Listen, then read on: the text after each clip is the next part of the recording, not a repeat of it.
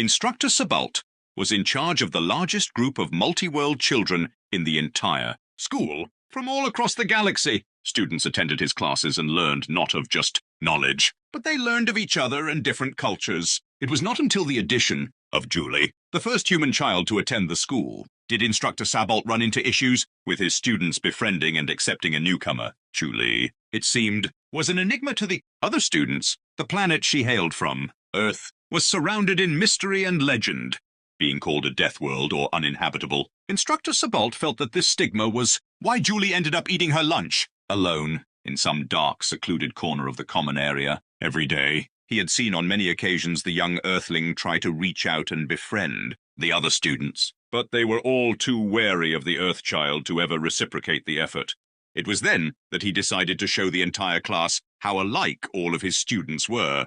No matter what world they hailed from, every world could be called a death world. And what planetary body did not have areas on it that were uninhabitable? When it was all put into perspective, Instructor Sabalt was confident that the mystery and threat of the unknown that surrounded Julie would disappear, and friendships would soon blossom. So, as he sat, looking over his class, he gave them the assignment. In 3 weeks from today, I will require a video presentation from each of you depicting your homeworld, paying special attention to its dangers, both animal and geological, he said. Students that share a homeworld may work together on this presentation, but be aware that this will be 40% of your final grade. So please put forth an effort worthy of the weight the grade will carry. And so Julie, who was the only Earthling in the entire school, much less the class, toiled on her assignment, stressing the dangers and perils of her homeworld, as did all the other students. On presentation day, she was to be the third student to give her report. She sat nervously waiting, but she also was very interested in the reports before her. What dangers lurked on these other worlds, she was soon to find out. The first presentation was of a world called Berif, and the 3 students that were from the planet went in great detail about how deadly and dangerous the fauna was. They provided a video of a smallish furry creature that walked on 4 legs and had a bushy tail. Watch what happens here, one of the presenters said excitedly, as the video depicted the small animal being presented with a piece of cloth, dangling it in front of the creature. In response, the students were asked to, in response, the creature made a hissing sound and slashed at the cloth with a paw, and the students all saw some claws appear seemingly out of nowhere as the beast attacked. See that? The presenter yelled, pointing at the video screen. Those razor-sharp talons were not there but a second ago. If that had been your arm, this beast would have cut the skin to the bone. A smattering of applause and murmuring broke out in the classroom. The presenters, all smiles and standing straight with pride, returned to their seats. Only Julie seemed to not enjoy the presentation. In fact, she sat there with a look of confusion on her face. Noticing her furrowed brow, Instructor Sabalt asked her, "Did you have a question, Julie?" Still with a look of confusion. Julie replied, "But Instructor, wasn't that just a house cat?" A small smattering of laughter broke out from the students. Instructor Sabalt held up his hand for silence, but there was also a ghost of a smile on his face. "No, Julie, that animal is a vicious beast. It would in no way be appropriate to have it in a household. Not if you valued your life, at least." Still looking confused, Julie just nodded and waited for the next presentation. As the second presentation began, the students giving it said, "The beast you saw before may have been deadly, but nothing will terrify you as much as what we call death from the skies." They then launched into great detail how the scourge of their home world could descend on them from the heavens at any given time, rending flesh from bone and inciting terror into the populace when their shadow merely swept across the ground. It seemed all very dramatic, with music playing in the background, and then the video finally focusing in on the terror from above, a brightly coloured flying creature that had a short, curved beak. "Now claws are bad enough," said a presenter, "but watch the strength of this creature's maw." In the video, the feathered creature grabbed a hard-covered seed and began to bite down on it. With a loud crack that echoed through the classroom, the cover broke in half, revealing the soft seed inside which the creature began to eat. The class went wild. "Did you see that? What if that had been a finger? Thank the Creator we don't have those on our world."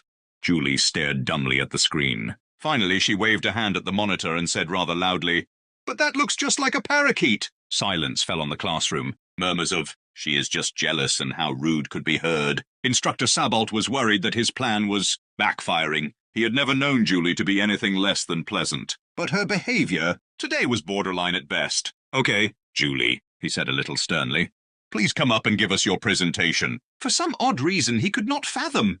Julie looked nervous and stayed in her seat. Instructor, I fear I may have misunderstood. The assignment, she said finally. I was under the impression that we were to show the dangers of our planet, not so much the dangers of our pets. Instructor Sabolt choked. Pets, he said loudly.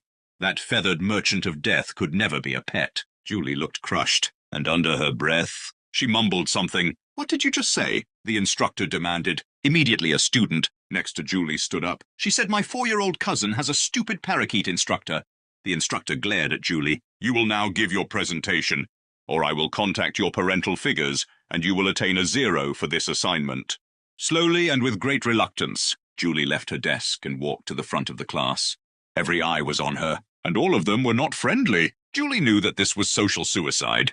No one talked to her now. They sure wouldn't after her presentation if they thought a parakeet was dangerous. Fine. If they wanted her presentation, they would get it. Feeling there was no way out of this, Julie began. My presentation is of the dangers we can face on my home world called Earth. On the video screen, a blue marble of a planet appeared, slowly rotating. In the north of my home continent, we are faced with animals that fear no creature, she said slowly. As an image of a small, squat beast appeared on the monitors, the scene changed to a beautiful landscape covered in white, when suddenly the creature burst up from under the ground, sending white spraying in all directions. The entire class screamed in alarm, and Julie paused the video. The words Wolverine were frownson on the screen, superimposed over the snarling face of the vicious beast. What is that? One student asked, pointing a shaky hand at the monitor. It is a wolverine, Julie replied glumly. They are a nasty animal that... No, the student interrupted. What is all that white stuff? Confused? Julie stared back at the screen. What? The snow? S-N-O-W? The alien copied snow. What is snow? Getting really confused. Julie replied. Snow is rain that gets frozen before it hits the ground. A gasp of alarm escaped from the student. Your rain? Freezes. In the air? Like outside, not in a laboratory. Julie just looked at him and shrugged her shoulders. Yeah, for about 25–40% of the year, depending on where you are. Silence greeted her words. Anyway, she continued, unpausing the presentation, you can see the wolverine is so nasty. It is willing to attack predators much larger than itself. Here, she showed a small wolverine, snarling and advancing against a grizzly bear. What in the 7 hells is that? A student screamed, pointing at the huge creature made of muscle and sinew on the screen. Pausing the presentation again, Julie looked at the screen, then back at the student. What? The bear? Those things are all over my homeworld, the student stammered, shaking in his seat. All over? How are you even alive? Julie laughed. Oh, bears are bad, all right.